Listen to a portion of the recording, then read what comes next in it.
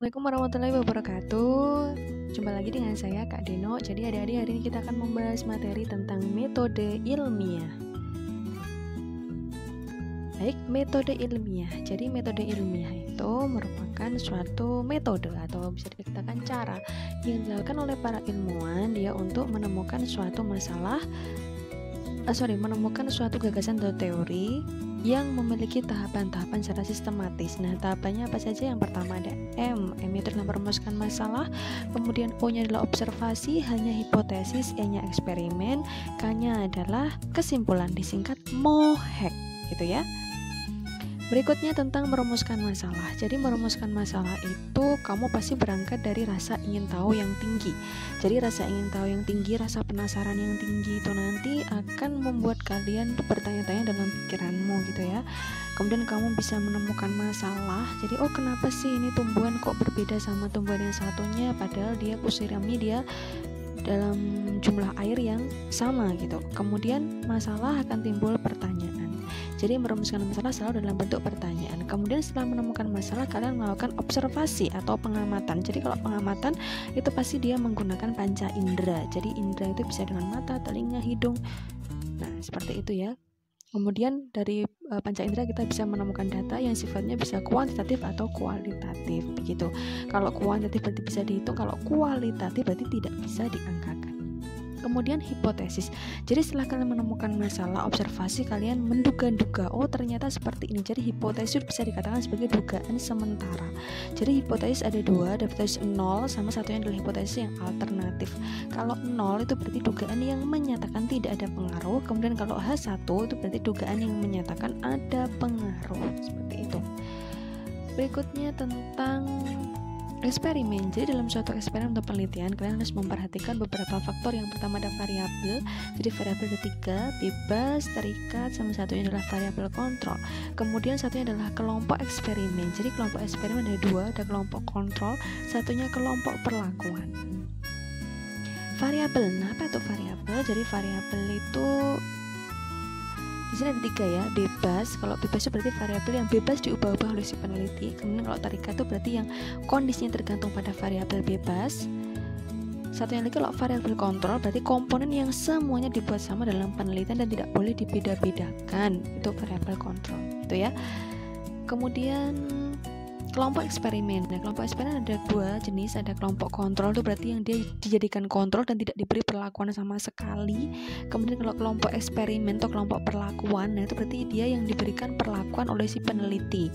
Nah, ini untuk lebih jelasnya nanti kita akan coba bikin contoh sebuah untuk penerapan metode ilmiah. Jadi penerapan metode ilmiah di sini misalkan saya jalan-jalan ke sawah gitu ya. Di sawah itu saya menemukan ada 2 jenis tanaman, bukan 2 jenis, ada 2 tanaman jagung yang dia kondisinya berbeda. Untuk tanaman A dia subur kemudian tinggi, untuk tanaman B itu dia kering cenderung pendek. Dari situ saya berpikir, kenapa ya tanaman itu kok berbeda padahal dia tumbuh di lahan yang sama, kemudian mendapatkan cahaya matahari yang sama. Mungkin ini karena pupuknya yang berbeda, seperti itu. Nah, berangkat dari situ maka saya merancang sebuah penelitian. Nah, rancangannya itu yang pertama adalah mempersiapkan alat dan bahannya, kemudian melakukan penelitian, kemudian melakukan pengukuran tinggi tanaman selama 7 hari, dan yang terakhir adalah memasukkan data hasil penelitian dalam suatu tabel penelitian. Nah, kemudian saya menyiapkan alat dan bahannya. Alat dan bahannya adalah pot, kemudian sekop untuk alatnya, kemudian bahannya adalah bibit tanaman jagung, tanah, air, dan juga pupuk. Nah, dari sini setidaknya saya harus menyiapkan 3 pot tanaman jagung gitu ya, untuk mengetahui atau untuk membandingkan antara perlakuan pemberian pupuk yang nanti saya akan lakukan. Kemudian pot A. Nah, pot A ini saya jadikan sebagai kontrol. Jadi saya tidak memberikan pupuk sama sekali untuk yang di pot A. Kemudian yang di pot B saya berikan pupuk kompos, yang di pot C saya berikan pupuk urea, seperti itu. Jadi di sini ada kelompok kontrol, ada kelompok perlakuan atau kelompok penelitian. Kalau kelompok kontrol berarti yang pot A, kelompok penelitian atau kelompok perlakuan berarti yang pot B sama pot C, seperti itu ya. Kemudian dari sini saya amati pertumbuhannya selama kurang lebih 7 hari berturut-turut.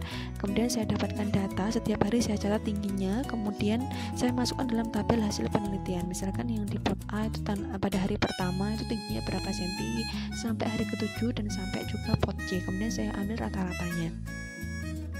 Baru setelah itu saya bisa menyimpulkan, oh ternyata pupuk apa sih yang dia berpengaruh besar yang membuat tanaman itu tumbuh tingginya maksimal, seperti itu.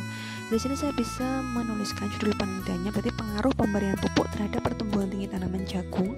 Kemudian rumusan masalahnya berarti berupa pertanyaan ya, bagaimanakah pengaruh pemberian pupuk terhadap pertumbuhan tinggi tanaman jagung? Adakah pengaruh pemberian pupuk terhadap pertumbuhan tinggi tanaman jagung? Bisa salah satu di antara ini ya. Kemudian hipotesis itu dugaan sementara, berarti menjawab rumusan masalah. Kalau hipotesis yang H0 itu berarti tidak ada pengaruh pemberian pupuk terhadap pertumbuhan tinggi tanaman jagung. Kalau H1 berarti ada pengaruh pemberian pupuk terhadap pertumbuhan tinggi tanaman jagung. Kemudian variabelnya, kalau variabel bebas berarti yang saya ubah-ubah jenis pupuknya, bisa kompos, bisa satunya pupuk apa tadi ya. Kemudian variabel terikatnya pertumbuhan tinggi tanaman jagung, kontrolnya tanah, air, cahaya, suhu, jenis pot, kelembapan. Kemudian bibit tanaman jagung itu dia juga masuk variabel kontrol, yang artinya tidak boleh dibedakan dan dibuat sama. Berikutnya eksperimen itu yang saya lakukan adalah mengamati pertumbuhan tinggi tanaman jagung selama 7 hari berturut-turut. Kemudian pengambilan data, tadi saya masukkan dalam tabel hasil penelitian, dalam tabel hasil pengamatan sampai saja ya. Kemudian baru saya menarik kesimpulan, jadi pupuk mana yang dia berpengaruh atau memang adakah pengaruh. Jadi kesimpulannya ada pengaruh atau tidak ada pengaruh, seperti itu ya. Kemudian penyusunan karya ilmiah. Jadi penyusunan karya ilmiah itu sebagai bentuk bukti atau bukti tertulis gitu ya, hasil penelitian kita. Jadi ada judulnya, kemudian kata pengantar, daftar isi, ada bab 1 pendahuluan, dalam bab 1 ada latar belakang, rumusan masalah, hipotesis, tujuan penulisan, kemudian ada bab 2 kajian pustaka, itu literatur yang berkaitan dengan penelitian kita, kemudian metode penelitian itu ya ada variabel, kemudian lokasi penelitian, subjek penelitian, tabel hasil pengamatan, dan seterusnya. Kemudian bab 4-nya analisis data dan pembahasan, setelah terakhir adalah kesimpulan dan saran. Seperti itu. Baik, untuk pembahasan metode ilmiah kurang lebihnya seperti itu. Kalau ada yang masih kurang jelas silahkan bisa ditanyakan atau tulis di kolom komentar. Terima kasih atas perhatiannya. Sampai jumpa di video berikutnya. Wassalamualaikum warahmatullahi wabarakatuh.